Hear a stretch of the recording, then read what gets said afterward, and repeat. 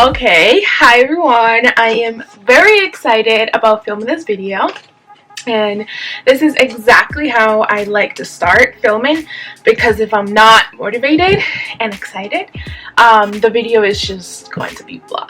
So I'm going to be sharing a lot of information. So are you guys ready? Okay, let's get started. I have a list of things that I want to cover in this video, and if you guys have any questions after, then just leave comments down below and I can answer your questions once I read your comments. So before I get into the video, I want to talk about my background a little bit, because when I started my YouTube channel, as you guys may know, I started when I got after my big chop. But before that, many of you don't know that I transitioned from heat damaged hair to healthy natural hair. I'm going to be inserting some pictures so you guys see the before and after. So yeah, I went through that transition, so that's why I decided to film this video based on the amount of questions and DMs that I keep getting on Instagram asking from you guys, asking me how you guys can get your curls back. So I'm going to be telling you exactly what I did, and I filmed a video in my bathroom showing you guys how I used to style my hair back then. So first things first, you need to be ready for this. And I know that many of you are trying to get your curls back because we can't go out, so you can't go see your hairstylist, you don't know how to do your hair, so you're seeking for help. You need to make sure that this is a journey that you want to take for sure. If you start now and you stop, there's no point of doing it because you're not going to see results. So if you're ready, that's the first step. You better be ready. You need to be ready. You must be ready. If you're just doing it for now, then there's no point. So just assuming that you're ready, let's just get into the tips. Okay? All right. I used to do a lot.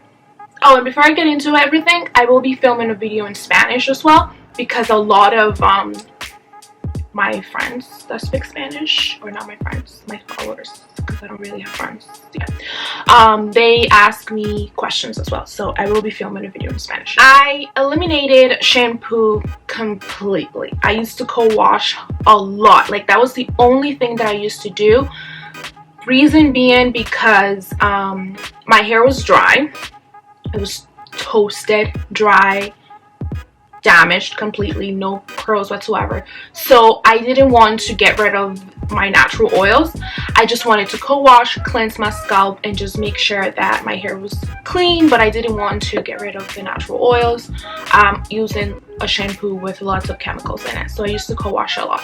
Unfortunately, I'm not going to be able to recommend any co-washes here, because the only co-wash that I used to use back then, the brand is going through some, I don't know exactly what it is, but some complaints have come up, so I'm not going to share anything. I'm pretty sure you guys already know the brand I'm talking about, but I've heard, not from my own experience but someone else, that the co-wash by As I Am is good. So watch videos, do your research, but I eliminated shampoo completely, so I only co-wash.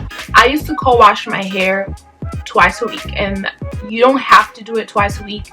I only did it because I was working out a lot, so I needed to wash my hair twice a week. But if you can only wash your hair once a week, even better. But if you have to, then only twice a week. Don't wash your hair more than that. You really don't need to, because that's literally how you dry your hair even more. Okay, now conditioner, not deep conditioner, conditioner to detangle your hair. I used to co-wash, use a conditioner to detangle my hair, and then I used to deep condition at least once a week. So for a conditioner, I used to use a conditioner with lots of slip. I'm not against silicone whatsoever. My hair tangles a lot, so I used to use the conditioner from that brand, but I also liked the Aussie conditioner, which I still use. Provides a little slip, detangles my hair with my fingers because I eliminated using a comb as well. I used to detangle my hair with my fingers, and any conditioner that provides slip and that it's for curly hair. Not, I just use products for curly hair all the time. Because a lot of the products that are not for curly hair, they will kill your pattern because you're looking to have straight hair. So just use products that are mainly for curly hair. So that's what I used to use, and I used to detangle my hair with my fingers. So nothing special about it, just make sure that it says for curly hair and that I provide curly hair and that it provides slip. Okay, so for dip conditioners, I'm not really going to talk about much about it. I'm only going to share the two conditioners that I used to swear by. Those two conditioners saved my hair so much. I cannot tell you how much I love those two dip conditioners, to the point that I still use them now. Both of them are from Shea Moisture, and this is not sponsored. I'm not an ambassador anymore. This is basically what saved my hair. The first time I used the first dip conditioner that I'm going to be inserting here, the first time I used it, and I'm going to tell you this because it's definitely going to happen to you, I hated it. My hair was so hard and just like dry. It just absorbed all the product and my hair wouldn't detangle. It was hard. I hated it. I put it down and I was very disappointed. Mind you, I use a lot of it. I'm very generous when it comes to using products, so I don't know what happened. But then I put it down and I used it again a few weeks later, and that's something that I do a lot with products. I typically use them. If I don't like them, I give them a second chance, and then a third time, and then after that, forget about it. So the second time I noticed that using the same amount, which it was a lot, my hair was better. I still felt like it was hard and didn't have any slip, couldn't detangle it. What I did the second time was I co-washed my hair, then I used the dip conditioner, kept it for like 20 minutes, and then I used the conditioner to detangle after, because there was no way that I was going to detangle my hair with it. So then the third time, again, a few weeks later, I noticed that my hair was better. My hair liked it. I still felt like it was kind of hard. Well, not hard at that point, but wasn't able to detangle my hair, but my hair didn't absorb the product completely. So what happens is my hair was very damaged. It was hard and it was in need of a good dip conditioner and, you know, some oils and whatever I needed at that time, because my hair was destroyed. That dip conditioner was kind of working its way through and helping my hair slowly. So don't assume that you're going to see results right away. At this point, whenever my hair is really dry, it happens again. I use it the first time, like after a while, obviously, and then my hair, it's never the same as the first time. The first time was something like, it scared me, but it's kind of like, okay, Lane, you need to use it a little bit more. So once I know that my hair is like in so much need of a good dip conditioner, because I haven't done it in a month or so, then I go back to that. The second one is also by Shea Moisture, and this one is for really dull hair, also dry hair, but at that time my hair was heat damaged, so that's why I used to use it as well. So this one provides slip, so if your hair is really dry, you're gonna see a difference right after. And I basically used to alternate. I was using the one for heat damage more, because that's the reason why my hair was dry and damaged because of the heat, but I alternate using both, still use them now. So those two dip conditioners saved my hair, and I will be talking about more dip conditioners in another video even, and I will be including natural dip conditioners as well, because those questions come up a lot as well. So just so you know, it's just what I used to use before, so hopefully it helps to get your curls back. So with that being said, we covered shampoo, conditioner, and dip conditioner. So now we're going to move on to tip number 2. For styling products, I didn't know what my pattern was, so it was very difficult for me to find products that were going to work for my hair. So what I did was I searched for a picture of me when I was younger. I wanted to just get an idea of how my pattern was, knowing that your curls, your hair changes every, I don't know, 7 years or whatever.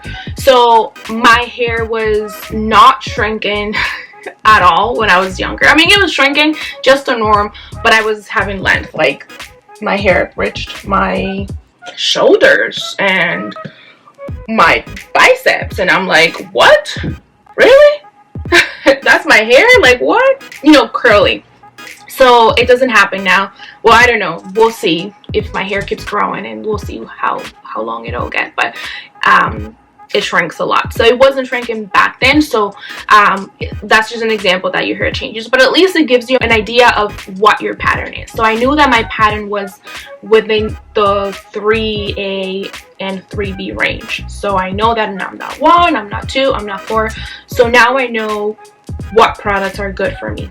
Products that are, you know, thick and not so watery, because if a product's watery, it's just not really going to lock in those curls and give me the shine and definition. With that being said, it's really good for you to look up a picture, to find a picture of you when you were little, get an idea of what type of curls you have. You can have combination, you can have just one type. I have 3B, 3C, which I found out way after, so you don't have to worry about that now. So I'm back. My camera died. What's new? Anyway, so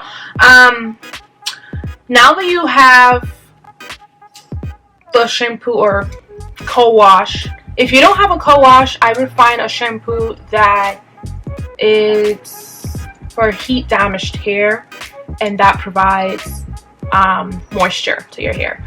So now that you have a shampoo or co-wash, now that you have a conditioner, now that you have a dip conditioner, and you know that you have to dip condition at least twice a week, now that you picked your products based on your pattern, we're going to talk about styling your hair. So tip number 4. Like I said earlier, I filmed myself in the bathroom styling my hair, and I basically followed the same steps that I used to follow when I was transitioning. So picked one product, leave-in conditioner.